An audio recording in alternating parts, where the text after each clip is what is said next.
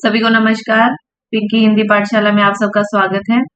आज का जो हमारा टॉपिक है क्लास का वो है हरियाणा के बारे में देखेंगे और जो एग्जाम में आए हुए हैं हरियाणा जीके से संबंधित प्रश्न उन पर चर्चा करेंगे और ये प्रश्नोत्तरी की सीरीज चलेगी अब हरियाणा जीके के ऊपर। जो एग्जाम में विगत एग्जाम में जो भी प्रश्न पूछे गए हैं उनको सभी को कवर करेंगे और इससे बाहर प्रश्न आने की संभावना नहीं है क्योंकि जो क्वेश्चन होगा उसके आंसर के साथ ही हम पूरा डिटेल में उसके आंसर को कवर करेंगे, जिससे हमारा एक क्वेश्चन के साथ हमारे 3-4 जो क्वेश्चन है वो भी कवर हो जाएंगे। तो सबसे पहले देखते हैं हरियाणा राज्य के जिले। देखते हैं सारे जो हरियाणा राज्य के जो जिले हैं कौन सा जिला कब बना है ये देखेंगे और इनको याद करेंगे। इनको पूरों को 3-3 का ग्रुप बना के इनको याद किया जाएगा। सबसे ऊपर है हमारे इन 3 जिलों को लेते हैं। सबसे पहले हमारा पंचकुला, यमुनानगर और अंबाला। इन तीनों को इकट्ठा याद करना है। 3-3 के हम ग्रुप बनाएंगे, ऐसे याद होगा। पंचकुला, यमुनानगर और अंबाला, ये 3 हमारे इकट्ठे हो गए हैं। सबसे ऊपर है पंचकुला, यमुनानगर और अंबाला। ठीक है, उसके बाद क से हमारे तीनों आएंगे कुरुक्षेत्र, कैथल और करनाल। कुरुक्षेत्र, कैथल और करनाल, ये हमारे 3 होंगे। अगले करनाल। फिर है हमारा इस इधर से लेंगे फिर 3 सिरसा, फतेहाबाद और हिसार। सिरसा, इधर सिर निकला हुआ है ना हरियाणा का, इधर कोने में सिर निकला है तो सिरसा। ठीक है, सिर निकला हुआ सिरसा, फतेहाबाद और हमारा हिसार, ये 3 इकट्ठे याद करेंगे। फिर है हमारा बीच में क्या है, जींद। ये मान लो कि जींद जो है जिद कर के बैठ गया कि मुझे हरियाणा के बीच में ही रहना है, तो क्या है जींद, जींद और हमारा पानीपत और हमारा सोनीपत। ठीक है, ये हमारे हरियाणा के 3 जिले इकट्ठे याद करेंगे। जींद, पानीपत और सोनीपत इकट्ठे याद करेंगे। सबसे पहले था हमारा पंचकुला, यमुनानगर, अंबाला। पंचकुला, यमुनानगर, अंबाला, पंचकुला, अंबाला, यमुनानगर, ऐसे 3 याद करेंगे। फिर हमारा क से कुरुक्षेत्र, कैथल और करनाल। कुरुक्षेत्र, कैथल और करनाल। फिर हमारा इधर सिर निकला हुआ है सिरसा, फतेहाबाद और हिसार। फिर बीच में जिद करके बैठा है जींद, पानीपत और सोनीपत, इसके साइड में पानीपत और सोनीपत। फिर आते हैं इन तीनों को इकट्ठा याद करेंगे, भिवानी, चरखी, महेंद्र। ठीक है, भिवानी, चरखी दादरी और महेंद्रगढ़। ठीक है, भिवानी, चरखी दादरी और महेंद्रगढ़। भिवानी क्या करती है, चरखा काटती है महेंद्रगढ़ में। ठीक है, भिवानी चरखा काटती है महेंद्रगढ़ में। इन तीनों को ऐसे याद कर लेंगे ट्रिक के माध्यम से। फिर हमारा आता है रोहतक, झज्जर और रेवाड़ी। ठीक है, रोहतक, झज्जर और रेवाड़ी, इन तीनों को इकट्ठा याद करना है। रोहतक से निकला है हमारा झज्जर और फिर हमारा रेवाड़ी इधर। ठीक है, इन तीनों को इकट्ठा याद करेंगे, रोहतक, झज्जर और रेवाड़ी। फिर ये चारों इस साइड गुरुग्राम, फरीद, पलवल और नूह। ठीक है, इसको याद करेंगे, गुरु, फरीद, पलवल, नूह। ठीक है, गुरु ने क्या की, फरियाद की। ठीक है, गुरुग्राम, फरीदाबाद, फिर पलवल और नूह, इन चारों को इकट्ठा याद करेंगे। ये थे हमारे पूरे जो हरियाणा के हमारे स्टेट हैं वो थे हमारे। अब इनका देखते हैं कौन राज्य कब बना। ठीक है, जैसे कि हरियाणा राज्य में जो पंचकुला हमारा डिस्ट्रिक्ट है वो अगस्त 1995 में बना।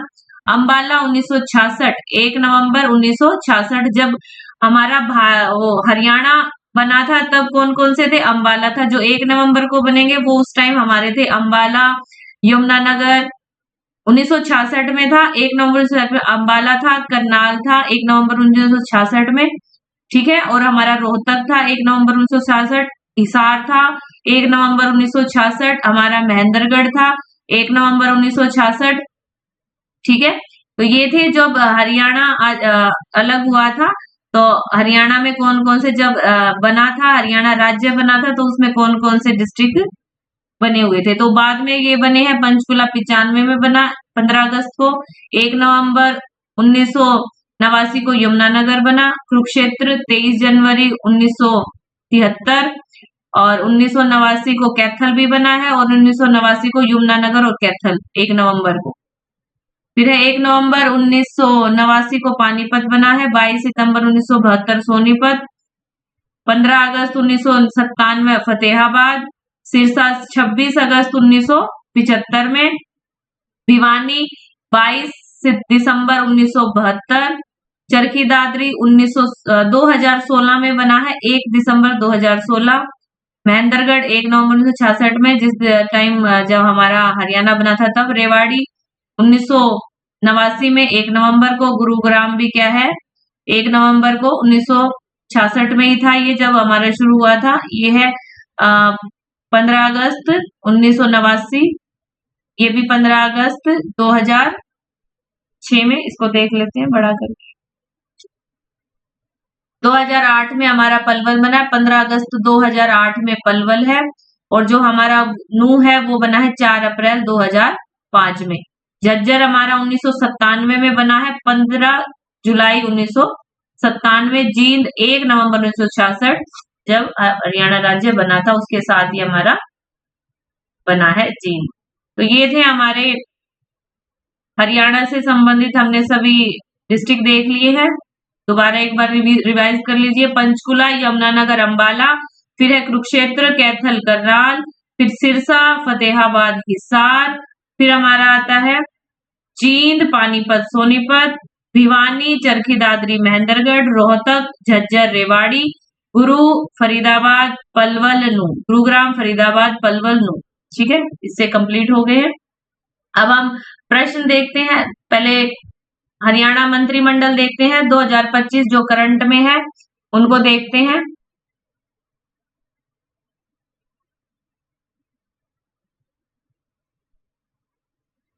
सबसे पहले है नायब सिंह सैनी जो कि हमारे हरियाणा के मुख्यमंत्री हैं। कौन है नायब सिंह सैनी? वर्तमान में हमारे कौन है? मुख्यमंत्री हैं।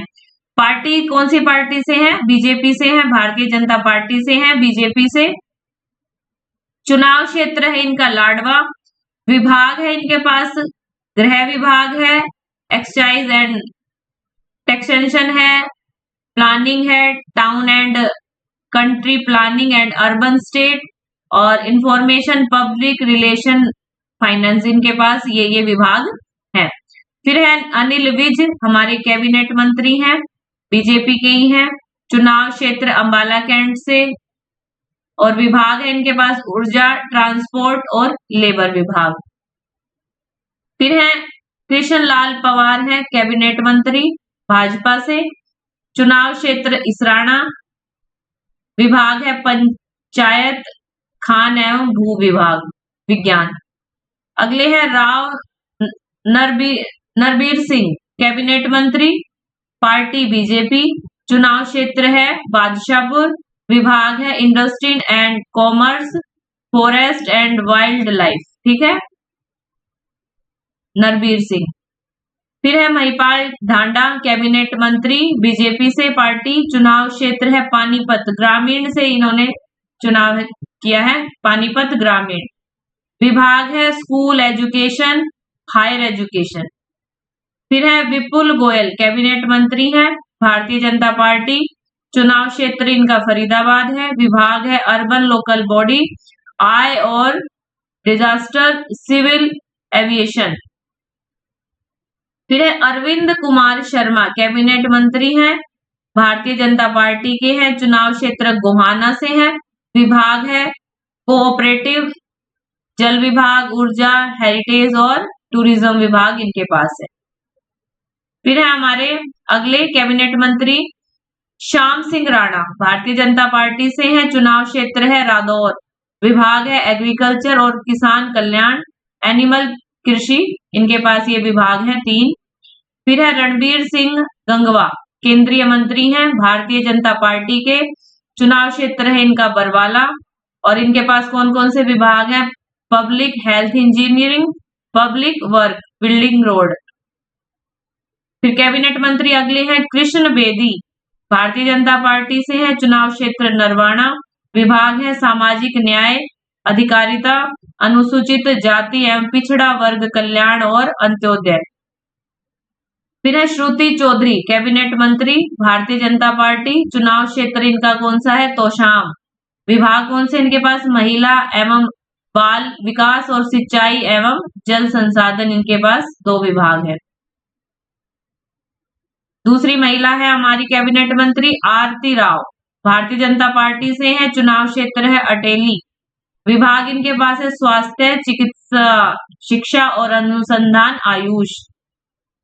फिर है हमारे अगले मंत्री हैं राज्य मंत्री राजेश नागर, पार्टी है भारतीय जनता पार्टी से है। चुनाव क्षेत्र है तिगांव, फरीदाबाद का है। विभाग है खाद्य, नागरिक आपूर्ति एवं उपभोक्ता मामले, स्वतंत्र प्रभार।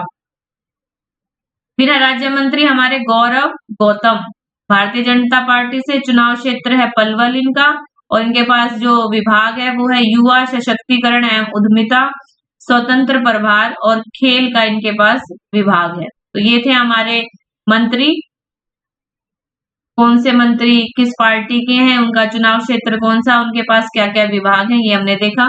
आगे हम प्रश्न देखते हैं। जो परीक्षा में सभी हरियाणा की परीक्षाओं में जो प्रश्न पूछे गए हैं उनको सबको हम एक श्रृंखला बनाएंगे और हम डेली क्वेश्चन सीरीज करेंगे, ताकि हमारे हरियाणा से रिलेटेड सभी प्रश्न हमारे कवर हो जाएं और इससे बाहर हरियाणा से प्रश्न नहीं पूछे जाएंगे। पहला है निम्नलिखित युग्मों पर विचार कीजिए। आराम ए कौसर जो कि नारनौल है, शेख तैयब की समाधि कैथल, भाई की बावली महम। उपरोक्त युग्मों में से कितने युग्म सही सुमेलित हैं? आपको इसमें से तीनों में से सही बताना है कौन सा है। केवल एक युग्म, केवल 2 युग्म, सभी तीनों युग्म, इनमें से कोई भी युग्म नहीं। ठीक है, और आपको प्रश्न नहीं आता तो आपको हरियाणा में ई ऑप्शन भी मिलता है, आप इसमें टिक करके आए। अगर आपको कोई भी ऑप्शन सिलेक्ट नहीं करना तो नेगेटिव मार्किंग से बचने के लिए ई ऑप्शन भी दिया गया है। तो आराम ए कौसर नारनौल में है, ये बिल्कुल सही है। आराम ए कौसर क्या है? एक राजनीतिक ऐतिहासिक उद्यान है, बाग है। ठीक है, ऐतिहासिक उद्यान है, बाग है। नारनौल को कहाँ पे? महेंद्रगढ़ में। ठीक है, महेंद्रगढ़ में। फिर है शेख तैयब की समाधि जो कि कहाँ है? कैथल में है। शेख तैयब की समाधि कैथल में है। और भाई की बावली महम, ये बावली महम में भी है और भाई की बावली अगर देखा जाए तो ये कैथल में है। भाई की बावली, बावली होती है जो कि सीढ़ी नुमा, ऐतिहासिक सीढ़ी नुमा कुएं को बोला जाता है बावली। तो भाई की बावली कैथल में भी है, और जो वैसे बावली की बात करें तो महम में भी पाई जाती है। तो जो प्रशासन ने, जो आयोग ने इसका उत्तर माना है वो बी माना है, केवल 2 युग्म। इसमें कौन कौन से सही माने इन्होंने? हरियाणा में रोहतक के महम में भी इसी तरह की बावली का निर्माण किया गया है जो कि बेहद खूबसूरत है। ठीक है, क्योंकि भाई की बावली कैथल में भी है और दूसरी का निर्माण जो बावली है वो महम रोहतक में भी पाई जाती है, तो इन्होंने ये ठीक माना है। और आराम ए कौसर नारनौल में है, ये भी ठीक है। शेख तैयब की समाधि कैथल में, ये तीनों ठीक है, लेकिन इन्होंने 2 युग्म माने गए हैं। तो इसमें मेरे हिसाब से तीनों युग्म सही है, मेरे हिसाब से तीनों युग्म सही हैं। आप इसका आंसर चेक भी कर सकते हैं। और जो शेख तैयब की समाधि है, शेख तैयब क्या थे? एक नामी संत थे, अरबी व फ्रांसीसी भाषा के अच्छे विद्वान थे। एक समय था जब मजार पर सजदा करने वालों की भीड़ लगती थी। यह मेला भी लगता है। भारत के हरियाणा में कैथल में शेख तैयब के मकबरे में शेख तैयब के अवशेष हैं। इसका निर्माण करवाया था शाह सिकंदर ने करवाया था। अब इसी से एक क्वेश्चन आपको और मिल जाता है कि अगर वन लाइनर में पूछा जाए शेख तैयब की जो समाधि थी वो किसने बनवाई, तो किसने? शाह सिकंदर ने बनवाई थी। शेख तैयब को लाला मैदानी मल के नाम से भी जाना जाता है और वह मुगल दरबार के सलाहकारों में एक थे। तो कुल मिला के तीनों ही ऑप्शन ठीक है। अगला प्रश्न है, हुमिया या खेरा के बारे में निम्नलिखित कथनों पर विचार कीजिए। यह होम स्टे या गांव के देवता होते हैं। ठीक है, हुमिया या खेड़ा, जिसको खेड़ा बोलते हैं ना, खेड़े की पूजा की जाती है ना, गांव में खेड़े बनाए जाते हैं जहां पर पूजा की जाती है, तो वो खेड़े हैं। भूमिया की पूजा विवाह के समय की जाती है। गाय या भैंस का पहला दूध हमेशा भूमिया को समर्पित किया जाता है। तो इसमें इन कथनों पर विचार करके उपरोक्त कथनों में से कौन से सही बताने हैं, ठीक है। केवल एक कथन सही है, केवल दो कथन सही है, केवल तीन कथन सही है, कि कोई भी कथन सही नहीं है। तो इसमें क्या आएगा, यह होम स्टे या गांव के देवता होते हैं। बिल्कुल, जो खेड़े होते हैं वो गांव के देवता के रूप में सभी उनकी पूजा करते हैं। और जब पूजा विवाह के समय भी इसकी पूजा की जाती है ना, जब कोई नई शादी होती है गांव में, तो गठ जोड़े को वहां खेड़े में ले जाकर उनकी पूजा करवाई जाती है। और जो गाय या भैंस गांव में पालते हैं तो उनका दूध जो है वो खेड़े में वहीं चढ़ाया जाता है। तो सबसे पहला दूध क्या है, खेड़े में या भूमिया में समर्पित किया जाता है। तो इसमें क्या है, केवल तीन कथन सही है। तो क्या है, तीनों युग में सही है, तीनों कथन इसमें क्या है, सही है। व्याख्या देख लेते हैं। भारतीय संस्कृति के अनुसार पौराणिक परंपरा रही है कि जहां पर भी कोई गांव और शहर बसाया जाता है तो सबसे पहले क्या है, भूमि पूजन किया जाता है। और सबसे पहले नगर पवित्र खेड़ा मंदिर, गांव देवता का एक मंदिर बनाया जाता है। इस मंदिर में नगर पवित्र खेड़ा मंदिर को ग्राम देवता के रूप में प्रतिष्ठित किया जाता है। जब गांव बनते हैं ना, तभी इस खेड़े का निर्माण किया जाता है। इस गांव जब बसता है, जब गांव की भूमि पूजन होती है, तो वहां एक ग्रामीण देवता के नाम से खेड़ा बनाया जाता है। ठीक है। यदि गांव में किसी प्रकार की विपत्ति या पशुओं पर बीमारी आ जाए तो पवित्र खेड़ा मंदिर में पूजा, हवन और भंडारा लगाकर ग्राम देवता को क्या है, प्रसन्न किया जाता है। हर सप्ताह में रविवार को ग्राम देवता की विशेष पूजा की जाती है। होली या दिवाली के त्योहार पर भी क्या है, खेड़े में पूजा की जाती है।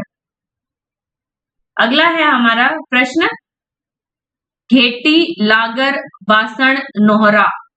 और सूची 2 में है दूध देने वाला पशु, बाहरी घर, गर्दन और मटकी। तो घेटी बोलते हैं गर्दन, ठीक है, घेटी। वो कहते हैं नहीं, घेटी तेरी घेटी दबा दूंगा, हरियाणा में बोलते हैं ना घेटी, मतलब गर्दन, तेरी गर्दन को दबा के तुझे मार दूंगा। तो घेटी क्या आएगी, गर्दन। ठीक है, ये देसी शब्द है घेटी। तो आपको मिलान करना है। तो आगे क्या है, घेटी का क्या होगी, गर्दन। और जो लागर है, लागर का क्या बनेगा, लागर होते हैं दूध देने वाले पशु।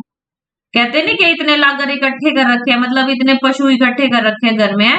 सब क्या होते हैं, दूध देने वाले भैंसे इकट्ठी बंधी होती है कि इतने लागर, या इसको डांगर भी बोल देते हैं ना, डांगर। लागर से ही डांगर बोलते हैं ना, डांगर, डांगर बांध रखे। तो ये क्या, हरियाणा में। बासण, बासण बोलते हैं ना, कासण, बासण, कासण भी बोलते हैं, कासण, उससे बासण। बासण क्या होते हैं, कासण। जैसे मटकी भी क्या है, बासण, बासण होता है ना, मटकी, बासण। कासण क्या होते हैं, बर्तन। ठीक है, कासण बर्तन को बोलते हैं। जो बासण बोलते हैं वो बोलते हैं मटकी को। आता है ना बासण, पानी का बासण भर लाओ, तो क्या है, मटकी। ठीक है। और नोहरा क्या होता है हमारा, नोहरा होता है बाहरी घर, उसको बोलते हैं नोहरा। तो कौन सा ऑप्शन ठीक हो जाएगा हमारा, बी ऑप्शन करेक्ट है। अगला है, निम्नलिखित कथनों पर विचार कीजिए। हरियाणा में बेहतरीन और सबसे संरक्षित बावली महम में है। तीसरी चौथी शताब्दी ईस्वी के बाद के योद्धाओं के सिक्कों के सांचे रोहतक से अधिक पाए गए थे। मोर पर ललितासन में बैठे कार्तिकेयन की मूर्ति की खोज खोखरा कोट से की गई है। तो इनमें से आपको बताना कौन सा कथन सही है। आपको ये विशेष ध्यान रखना है, सही या गलत क्या पूछ रहा है, आपको ये चीज देखनी है। तो इसमें पूछा है केवल एक कथन सही है, दो कथन सही है, तीनों कथन सही है, कोई भी कथन सही नहीं है। तो इसमें क्या आएगा, हरियाणा में बेहतरीन और सबसे संरक्षित बावली महम में है, बिल्कुल ठीक है। अभी बात सबसे पहले क्वेश्चन में बात की थी हमने, जो बावली है वो महम में भी है। बावली क्या होती है, जो सीढ़ी नुमा कुएं होते हैं। तीसरी चौथी शताब्दी ईस्वी के बाद के योद्धाओं के सिक्कों के सांचे रोहतक में अधिक पाए गए थे, बिल्कुल ठीक है, ये रोहतक में ही पाए गए थे।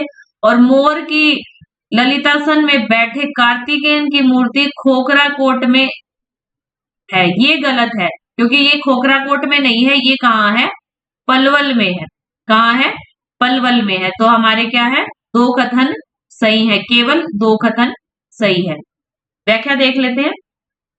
शाहजहां की बावली कुएं के साथ पानी की टंकी चोरों की बावली के नाम से मशहूर है। यह बावली संभवतः हरियाणा में सबसे बेहतरीन और सर्वश्रेष्ठ स्मारक है। कुएं पर लगे एक शिलालेख के अनुसार 1658-59 में सम्राट शाहजहां की सेवा में एक चबूतरे सेदू काला ने यह बनवाया था। ठीक है, आगे प्रश्न है जो HCS की परीक्षा में पूछे गए थे 2023 में, वो 24 के थे, ये 23 में है। कॉलम 1 व कॉलम 2 में मिलान करके सही विकल्प का हरियाणा के संदर्भ में चयन करें। खोड़िया, मंजीरा, सुरभ, खाब और चूरमा। तो ये कहाँ है? पर्यटन परिसर, मिठाई, नृत्य का प्रकार, संगीत, वाद्य। तो क्या आएगा इसमें? जो खोड़िया होता है, खोड़िया क्या होता है? खोड़िया करते हैं ना, नृत्य का प्रकार। कैसे? जब शादी होती है, जब शादी होती है तो दूल्हे के घर जो स्त्रियां होती हैं वो क्या करती हैं? खोड़िया करती हैं। जब बारात जाती है ना, तो बारात के पीछे से महिलाओं के द्वारा क्या किया जाता है? खोड़िया नृत्य किया जाता है। ये क्या है? नृत्य का प्रकार। फिर है मंजीरा। मंजीरा क्या है? संगीत यंत्र है, संगीत वाद्य यंत्र है। और सुरखाब, सुरखाब है हमारा पर्यटन परिसर। और चूरमा हमारा हरियाणा का फेमस है, चूरमा मिठाई के तौर पर खाया जाता है। खोड़िया नृत्य मध्य हरियाणा का प्रसिद्ध नृत्य है। लोगों ने के दैनिक मामलों और सबसे महत्वपूर्ण घटनाओं जैसे फसल, कृषि कार्य आदि से जुड़ा हुआ है। यह नृत्य पूरी तरह महिलाओं द्वारा प्रस्तुत किया जाता है। ठीक है, यह नृत्य आमतौर पर अपनी नई दुल्हन को घर लाने पर लंबे समय से इंतजार के दौरान किया जाता है ना? जब बारात जाती है तो दुल्हन के आने का जो समय होता है उसका इंतजार में ये खोड़िया किया जाता है।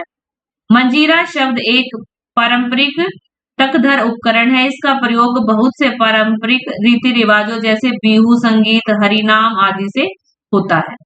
ठीक है, चूरमा राजस्थान की एक सर्वाधिक लोकप्रिय मिठाई है। ठीक है, इसे दाल बाटी के साथ भी परोसा जाता है। केवल भूख से ही संतुष्ट नहीं करता बल्कि उच्च कैलोरी सेवन से तुरंत ऊर्जा प्रदान करता है ना। चूरमे में चूरमा जैसे गुड़ का भी बनाते हैं, उसमें घी डाला जाता है, तो क्या है? ये उच्च कैलोरी भी देता है। अगला प्रश्न है, नीचे दिए गए जिलों की सूची जो दूसरे जिलों की सीमाओं को छूती है बताना है। जैसे कि जींद, रोहतक, रेवाड़ी, हिसार। जींद के चारों तरफ जो दूसरे जिलों की सीमाओं को छूते हैं, इसमें से आपको कौन सा मिलान सही है बताना है। जींद, हिसार, कैथल, पानीपत, करनाल। रोहतक किस किस को? जींद, चरखी दादरी, हिसार, रेवाड़ी। रेवाड़ी किस किस की सीमाओं को छूती है? महेंद्रगढ़, गुरुग्राम, नूह, झज्जर, हिसार, भिवानी, रोहतक, सिरसा, फतेहाबाद। तो इसमें क्या ऑप्शन आ जाएगा हमारा? जो जींद है, जींद के साइड में हिसार, कैथल, पानीपत, करनाल। ठीक है, और हमारा क्या है? रेवाड़ी। रेवाड़ी के महेंद्रगढ़, गुरु, नूह और झज्जर लगता है। देख लेते हैं एक बार मैप में, देख लेते हैं जींद का और हमारा रेवाड़ी का। ठीक है,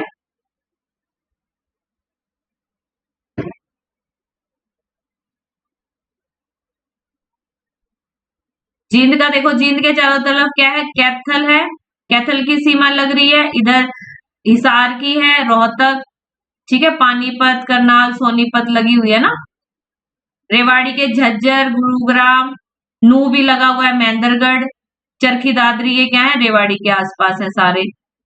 ठीक है, तो हमारा जो ऑप्शन था वो थर्ड ऑप्शन इसमें सही हो जाएगा।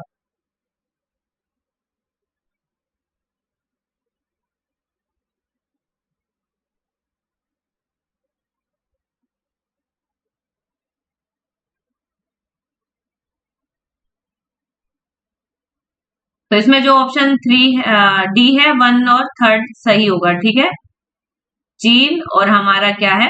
रेवाड़ी।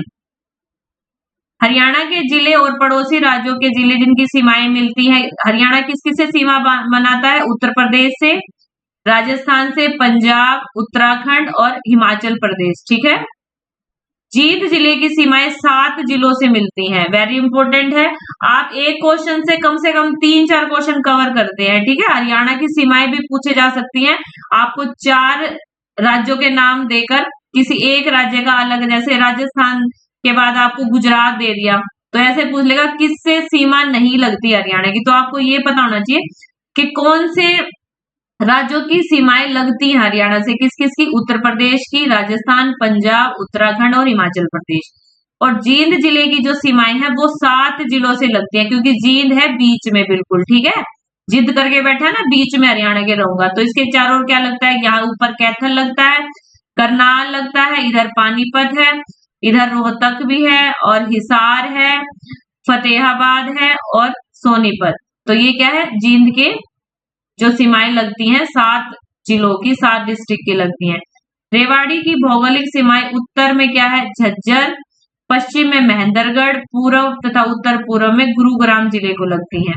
हरियाणा का रोहतक व चरखी दादरी जिला किसी राज्य के साथ सीमा नहीं बनाता। वेरी इंपॉर्टेंट, पूछा जा सकता है कि हरियाणा के कौन सा राज्य है जो किसी जिले के साथ सीमा नहीं बनाता, तो कौन सा है, हरियाणा का रोहतक व चरखी दादरी जिला, ठीक है। जो किसी राज्य के साथ, जो हरियाणा से अलग राज्य है ना, जो उत्तर प्रदेश, राजस्थान, पंजाब, उत्तराखंड, हिमाचल हो गया, तो ये किसी राज्य से क्या है, सीमा नहीं बनाते, रोहतक और चरखी दादरी। अगला प्रश्न है, सूची 1 को सूची 2 से मिलान करें, सही विकल्प का चयन किया। सूची 1 में है बांगर, भाग, बैट, नेली, खादर और बांगर। सूची 2 में है हिसार, भिवानी एवं सिरसा के, मारकंडे के बाद बाढ़ के मैदान, घग्गर के बाढ़ के मैदान, यमुना के बाढ़ के मैदान, पुराने कछारी मैदान। तो मिलान करते हैं, तो मिलान में क्या आएगा, जो बांगर भाग है वो बांगर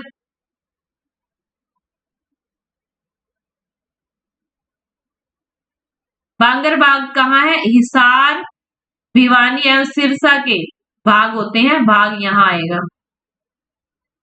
बांगर क्या है, हिसार, भिवानी एवं सिरसा के भाग, ठीक है। और बैट किससे है, बैट किसको बोलते हैं, मरकंडा के बाढ़ के जो मैदान है जिसको बैट कहा जाता है। नेली, घग्गर के जो बाढ़ के मैदान है उनको नेली बोला जाता है। खादर, यमुना के बाढ़ के मैदान, और बांगर और किसको बोलते हैं, पुराने कछारी मैदान, हिसार, भिवानी जो सिरसा में पाए जाते हैं उनको बांगर बोला जाता है। अगला प्रश्न है, यादवेंद्र गार्डन पिंजौर पंचकुला के बारे में निम्न कथनों पर पढ़े एवं सही विकल्प का चयन किए। 15वीं सदी में इसे नवाब फिदाई खान ने बनवाया था, ठीक है। यादवेंद्र गार्डन जो पिंजौर पंचकुला में है उसके बारे में आपको कथन पढ़ने हैं और कौन सा सही गलत है आपको बताना है। सबसे पहले 15वीं सदी में नवाब फिदाई ने बनवाया। यह गार्डन मुगल गार्डन शैली का एक उदाहरण है। इसका पटियाला राज्य के राजसी शासकों के द्वारा पुनरुद्धार किया गया था। तो इसमें से कौन सा विकल्प ठीक है, इसमें से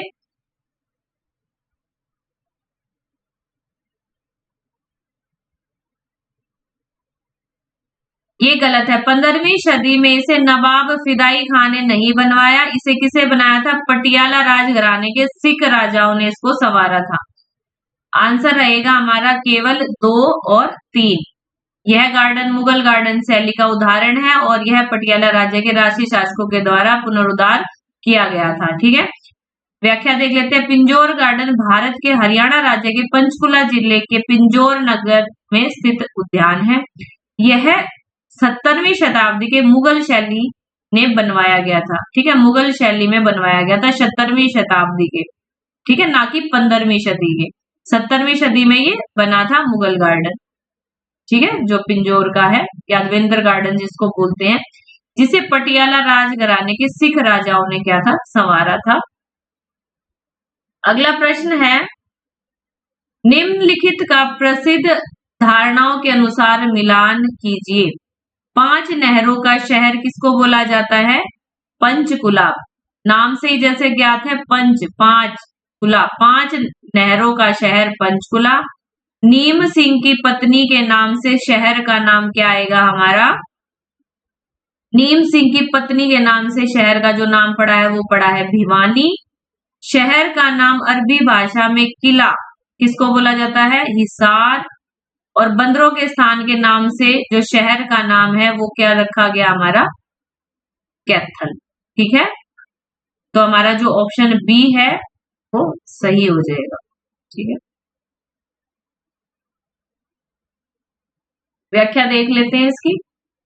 पंचकुला भारत के हरियाणा राज्य के पंचकुला जिले में है। पंचकुला राष्ट्र संस्कृत से लिया गया है, पंच संस्कृत से लिया गया, तथा कुला का अर्थ है नहर। इसका मतलब हो गया 5 नहरों का शहर।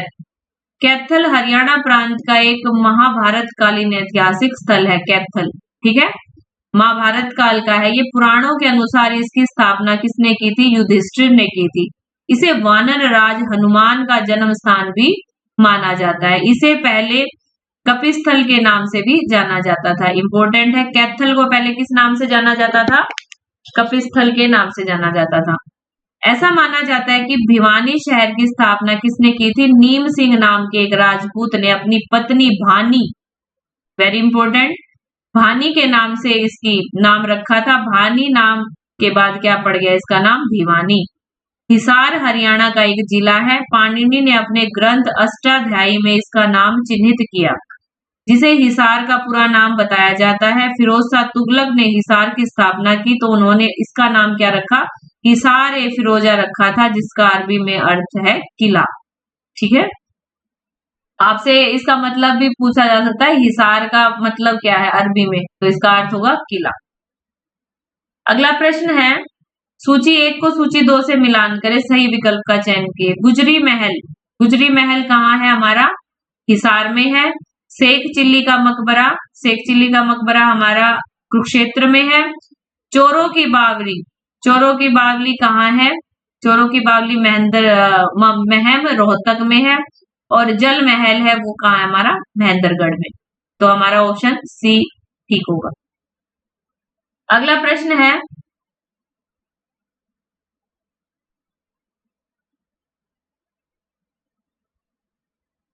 हरियाणा के प्रशासनिक खंड और इनमें समाविष्ट जिले नीचे दिए गए हैं। प्रशासनिक खंड है हिसार, रोहतक, करनाल, अंबाला, और समाविष्ट जिले हिसार में हिसार, फतेहाबाद, जींद, भिवानी, सिरसा, झज्जर, सोनीपत, भिवानी, चरखी दादरी, रोहतक। आपको हिसार प्रशासनिक खंड दिए गए हैं और उसमें कौन सा जिला आता है, कौन कौन से जिले आते हैं वो बताना है। उपरोक्त में से कौन सा प्रशासनिक खंडों का मिलान करें?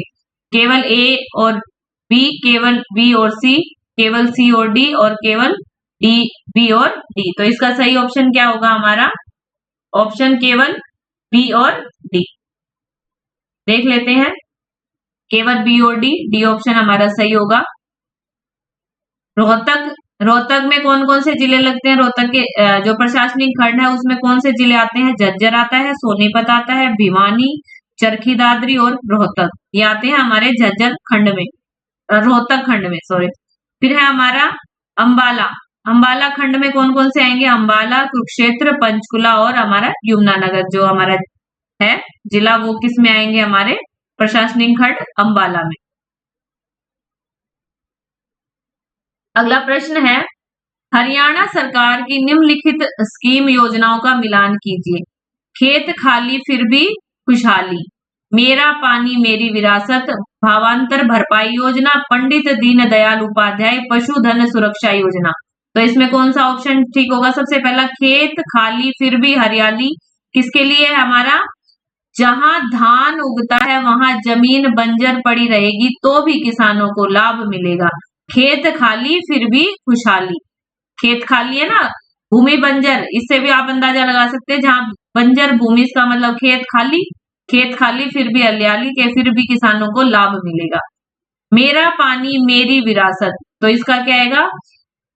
किसानों को धान में कम पानी वाली सघन कृषि के विकल्पों की ओर प्रेरित करना। भावांतर भरपाई योजना, इसमें क्या आएगा? जो सब्जियां फलों की कीमतों में गिरावट के समय किसानों को क्या है? जोखिम से मुक्त करना। और दीनदयाल उपाध्याय पशुधन सुरक्षा योजना में क्या है? पशु मालिकों को जोखिम रहित बनाना। तो ऑप्शन ए, तो सही ऑप्शन क्या होगा? सी ऑप्शन ठीक होगा, राइट। व्याख्या देख लेते हैं। हरियाणा के सीएम जो सैनी जी हैं, किसानों को तोहफा दिया है मेरा पानी, एक सेकंड,